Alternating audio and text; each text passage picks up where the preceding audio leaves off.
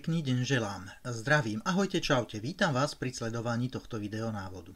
Stalo sa, že som potreboval v PDF dokumente zmeniť časť textu alebo urobiť iné drobné úpravy, aby som dokument mohol použiť pre propagáciu vo vlastnej firme.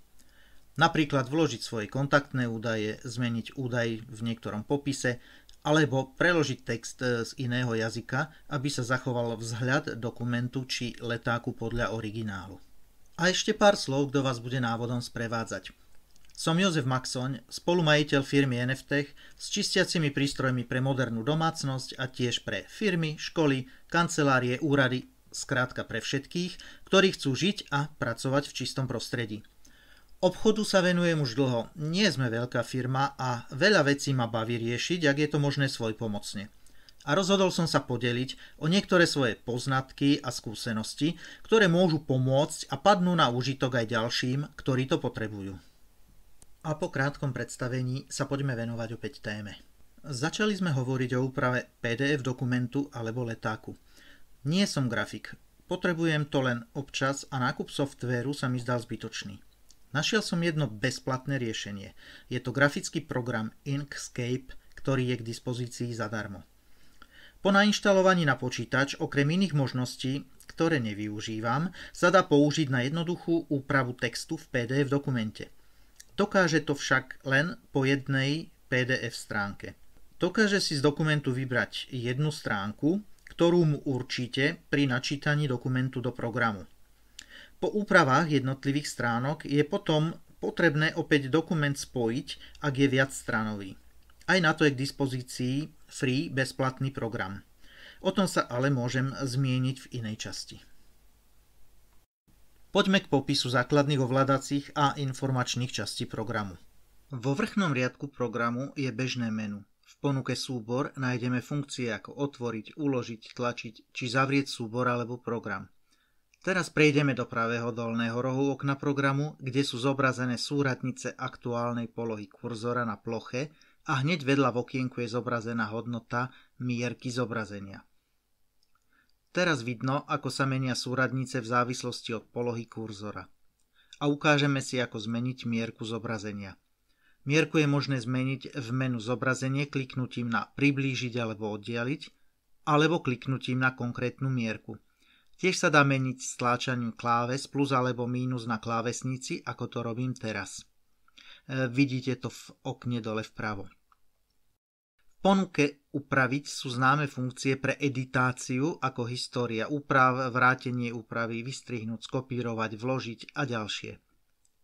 Vľavo na paneli používam tlačítko pre výber objektu na označenie textu a tlačítko označené veľkým A na vkladanie textu.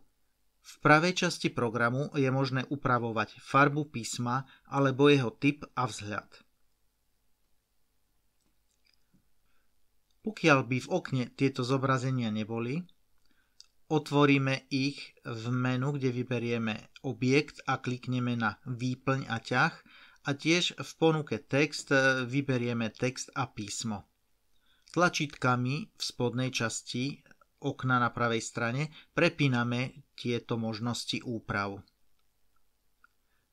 V hornom riadku pod ponukou hlavného menu sa nachádzajú okná pre súradnice XY, ktoré zobrazujú polohu vybratého objektu v dokumente. A ak pracujeme s viac vrstvami, tak pod oknom s dokumentom si vyberáme medzi nimi. Predstavme si, že máme upravený súbor a ako ho uložiť do PDF formátu? Ukážeme si.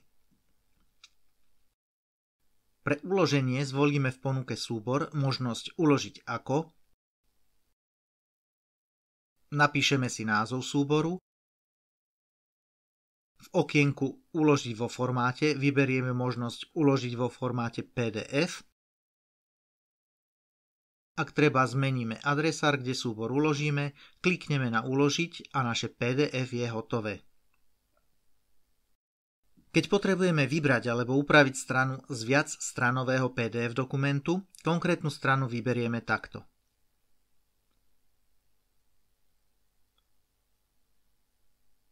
Otvoríme príslušný adresár a klikneme na vybratý PDF súbor.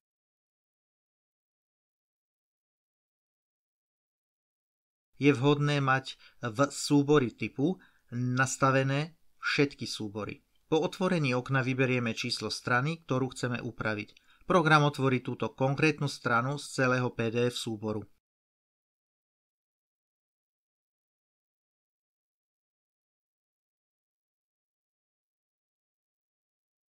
Po vykonaní úprav uložíme už popísaným spôsobom. Tak to bolo stručné zoznámenie s programom Inkscape a budem rád, ak to pomôže pri práci s PDF dokumentami. Ďalšia časť bude venovaná ukážke konkrétnej úpravy textu v skutočnom dokumente. Ak ste si z toho niečo nové odniesli, moja práca nebola zbytočná. Zo stručného predstavenia v úvode vy mňa poznáte, ja vás vôbec. Ak sa chcete predstaviť, ohodnoťte prínos návodu štandardnými možnosťami. Určite ma viac potešia lajky, ale aj palec dole posúva človeka vpred. Aby sa tak stalo, tak okomentujte, čo sa nepáčilo, nech sa môžem na budúce zlepšiť. Lúčim sa a rád vás znovu privítam pri sledovaní ďalšieho návodu, videa alebo možno dokonca živého vysielania. Želám pekný zvyšok dňa a majte sa fajn.